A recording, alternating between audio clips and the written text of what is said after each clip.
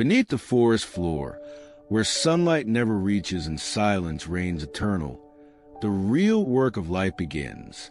Down there in the cool, dark soil, countless roots weave and twist like veins of the earth, unseen but alive, hidden but vital. Before a tree ever reaches the sky, it must reach for the depths. Before it dares to grow tall, it must grow steady. The forest above is a spectacle, branches stretching wide, leaves shimmering with a touch of wind, trunks standing proud against storms. But beneath all that beauty lies a truth that sustains it. No tree stands tall without strong roots. In the beginning, when a seed first falls to ground, it doesn't rise upward. It burrows downward. The first thing it sends out is not a stem, but a root, a quiet, invisible promise to the earth. It searches for grip, for nourishment, for belonging. Only once it finds that, does it dare to grow upward toward the light. The forest understands its rhythm. Every towering cedar, every ancient oak, every palm that sways effortlessly in the wind, all of them began by surrendering to the soil. They trusted the unseen before reaching for the visible. They knew the secret law of growth, that strength begins underground. There was once a sapling that forgot this truth. It sprouted after a rainstorm, full of vigor and ambition. It wanted to touch the sky faster than any other. While others focused on deepening their roots, it poured all its energy into shooting upward. In just one season, it was taller than every sapling around it. It swayed proudly in the sunlight, looking down at those still small and grounded. But when the first strong wind came, its leaves trembled, its thin trunk shivered, and with one sharp gust it fell. Its roots were shallow, thin, weak, never built to bear the height it had claimed so quickly. The next morning, the forest was quiet, but beneath the soil, the other saplings kept working, inch by inch, deeper and deeper, their roots anchoring them in silence. They didn't envy the fallen one. They learned from it. For seasons afterward, their growth above ground seemed slow. No one passing by would notice much difference. But beneath the surface, an empire was forming, a web of roots gripping the soil, storing water, building strength. And when the storms returned, they did not fall. They bent and held. They swayed but did not snap, because they had something the wind could not touch, a foundation. The wise old trees often whisper to the young ones through the rustle of leaves, "Grow slow, but grow deep," and the forest lived by that wisdom. Deep roots are not glamorous. They are not seen or praised. Yet they carry everything. They feed, they anchor, they heal. When droughts come, it is the deep roots that find hidden water far below. When fires scorch the ground, it is the deep roots that survive, waiting to send life upward again. The forest has its own quiet faith. It knows that no matter how fierce the storm, how cruel the sun, how long the drought, what is rooted deeply will always find a way back. One day, a young sapling beside a river asked an old willow, "Why do you never rush to grow taller? You've been here for years, and yet you still lean low." The willow smiled through its drooping leaves. "Because I grow where it matters most, where eyes cannot see.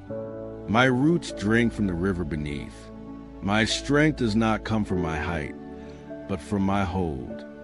And indeed, when the river flooded weeks later, sweeping away reeds and shallow plants, the willow remained. Its roots had wound deep into the riverbank, gripping earth and stone.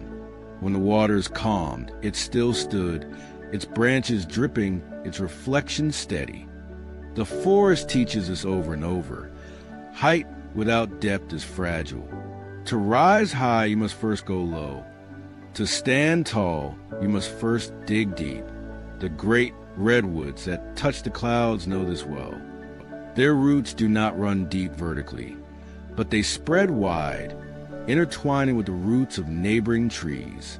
Together, they hold one another firm, forming a vast underground network of strength. Alone they would fall. Together they rise. Even the tallest among them depends on the unity below the soil. This is another truth the forest guards carefully. Foundations are not just individual, they are shared. No tree grows in isolation. Their roots, though silent, are always connected. When one tree finds water, it shares through those roots. When one weakens, others lend support. The forest survives not by competition, but by cooperation beneath the ground. The strength of one becomes the strength of all. Roots do not grow in comfort.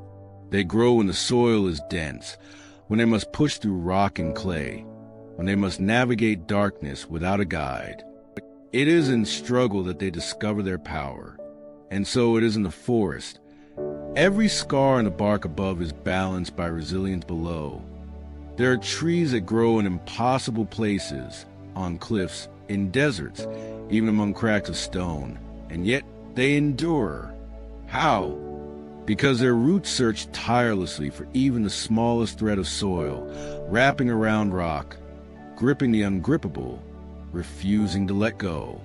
They don't choose where they're planted, but they choose how deep they will hold on. Even the mighty baobab, with its swollen trunk and massive crown, owes its life to roots that stretch farther than its branches, storing water through seasons of thirst.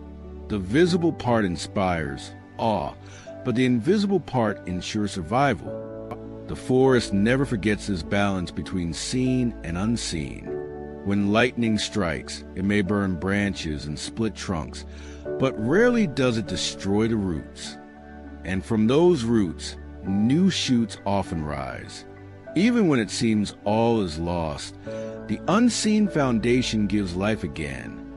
There are legends whispered by the wind about the great banyan, a tree whose roots grow downward from its branches, touching the ground and becoming trunks themselves. Over centuries, one tree becomes a forest, not by racing toward the sky, but by deepening its bond with the earth. Each new root becomes another pillar of life, expanding its reach, its stability, its strength. The banyan does not grow by speed, but by wisdom. It understands the secret of permanence, that every upward journey must be matched by a downward one. Above the soil, life is temporary. Seasons change, leaves fall, storms rage. But below the soil, time slows. The roots live on, ancient and calm. The oldest trees, those who have seen centuries pass, stand not because of their size, but because of their foundations. Their bark may be scarred, their branches hollowed, their tops broken, but their roots remain intertwined with the very heart of the earth. They have witnessed fires, floods, droughts, and yet they endure. They know that true strength begins where no one looks. And perhaps that is why, when the wind howls through the forest, the trees don't panic. They have felt it before. They've been shaken, but never uprooted. The noise above doesn't frighten what is anchored below. The forest hums with this ancient wisdom. Every new seedling that falls to the ground inherits it. Grow down before you grow up. Build depth before you seek height. For the sky may change, but the soil remains. And so, when you walk through a forest and marvel at the towering trees, remember that the story you see is only half told. The real story, the patient, powerful, enduring one, lies hidden beneath your feet. The roots don't seek glory. They don't crave recognition. Their reward is life itself. In the stillness of night, when everything above sleeps, the roots continue their work, slowly, silently, purposefully, binding soil, drawing strength, preparing for the dawn. When morning comes and the first rays of sunlight touch the leaves, the forest awakens with quiet confidence. The trees stand proud, their branches wide, their shadows long. But it's the hidden network below that makes it all possible. Because in the language of the forest, it's not how high you grow that defines you, but how deeply you're rooted. And every tree, from the smallest sprout to the oldest giant, knows this truth by heart. Before you reach for the light, reach for the ground. Before you chase the sky, anchor yourself in the earth. Before you seek to stand tall, learn first to stand firm. For storms will come and wind will test and seasons will change, but what is rooted deep will never be lost. The forest sleeps peacefully under this law. Roots first, always, because only what grows from the ground up can touch the heavens and still remain whole.